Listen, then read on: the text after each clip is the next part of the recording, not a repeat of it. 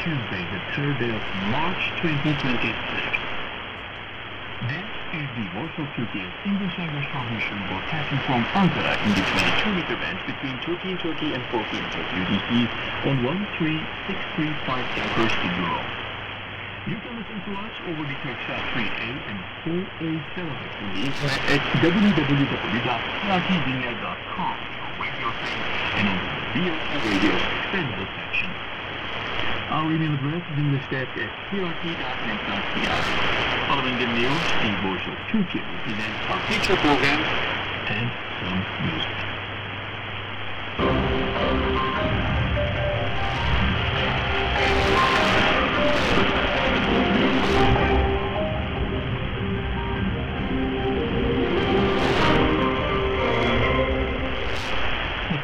The news. Most fires were reported on Tuesday across the Middle East, including Israeli bombardment on Lebanon and a drone attack on the U.S. embassy in Saudi Arabia's capital, Riyadh. Israel and the U.S. have carried out military strikes on Iran's state Saturday, killing senior security officials, including Supreme Leader Ali Khamenei, as well as resulting in hundreds of other fatalities and injuries. Iran has responded by launching missile barrages and drones towards Israel and the U.S.-linked front in countries across the region and showed no signs of abating as the conflict entered its 4th day on Tuesday. 9 Arab countries, including Kuwait, Saudi Arabia, the UAE, Qatar, Bahrain, Oman, Jordan, Syria, and Iraq, have reported damage over the past few days as Iran responds to the Israeli and American aggression. Here are the latest attacks by Iran on the targets in Israel and South countries. Loud explosions rocked Iran's capital as the war entered its 4th day. The blasts were heard in northern Tehran, but it was not immediately clear what was happening. Iranian media also reported explosions in Taraz city outside of Tehran, as well as the central city of Isfahan. Drones in Oman collapsed. Drones targeted an Omani port on Tuesday, hitting a fuel tank, the said, adding that the damage was contained without any human casualties.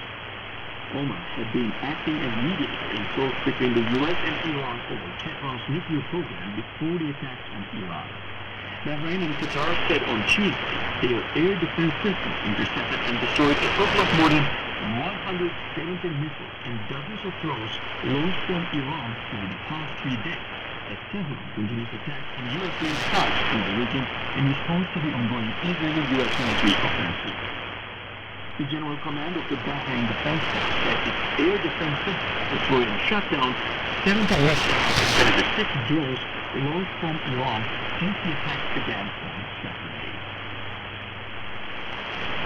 The government supports the Asia-Pacific region on Tuesday moved to the country's citizens, assure energy supply, and monitor financial markets as an escalating war in the Middle East rattles global oil trade and sends regional stocks plunging. While China evacuated over 2,000 of its citizens from Iran and Air India flights from the United Arab Emirates brought home 149 passengers and 8 crew members, marking the first Indian carrier arrival in New Delhi since widespread disruptions to Middle Eastern airspace began. Regional sanctions escalated on Saturday following a joint U.S. military offensive against Iran, killing several senior Iranian officials, including Iranian Supreme Leader Ali Khamenei. Tehran responded with drone and missile attacks targeting U.S.-linked fronts in both countries, causing multiple fatalities, including the deaths of 6 U.S. service members and injuring many others. Air and maritime routes in the region, including those through the Strait of Hormuz, have since been disrupted. At least 6 people from Asia have been reported killed since the conflict intensified on Saturday. 1 each from China, Pakistan, Nepal, and Kenya, and 2 from Bangladesh. An Indian national was killed aboard a vessel near Oman, while 5 others died in the UAE. Some 115,000 Australians are currently in the Middle East, news reported, and the country's Foreign Minister Penny Wong said the government was in discussions with airlines to help stranded citizens. Wong acknowledged that evacuation efforts will remain difficult while airspace across much of the region remains closed. Pakistan has evacuated over 650 of its citizens from Iran over the past 2 days. stock markets across the region fell sharply amid fears of prolonged disruption to energy supplies. Japan's benchmark Nikkei 2022-25 closed down 3.6% as investors reacted to rising geopolitical tensions. As South Korea shares spiked more than 40% to close at 5,791.91, while the local currency weakened sharply according to your patterns. Turkish Foreign Minister Hakan Fidan has carried out intensive diplomatic talks over the past 3 days. Two phone calls amid U.S.-Israel attacks on Iran and Tehran's retaliatory measures, sources said. After the joint Israel strikes on Iran on February 28th, Fidan spoke with the foreign ministers of Iran, Iraq, Saudi Arabia, Qatar, Kenya, Egypt, and Indonesia to discuss developments and possible steps to halt the attacks. On the same day, we had separate phone conversations with counterparts from the United Arab Emirates, Spain, and Hungary to address the regional attacks. In a call with EU Foreign Policy Chief Kaya Kallas, Fidan assessed the escalation in the region. The two discussed ongoing diplomatic initiatives aimed at halting the conflict.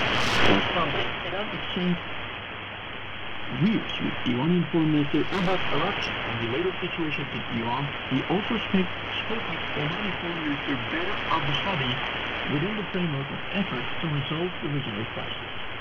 On Monday, the minister held a phone call with Azerbaijani Foreign Minister Jerman Bayramov to discuss efforts to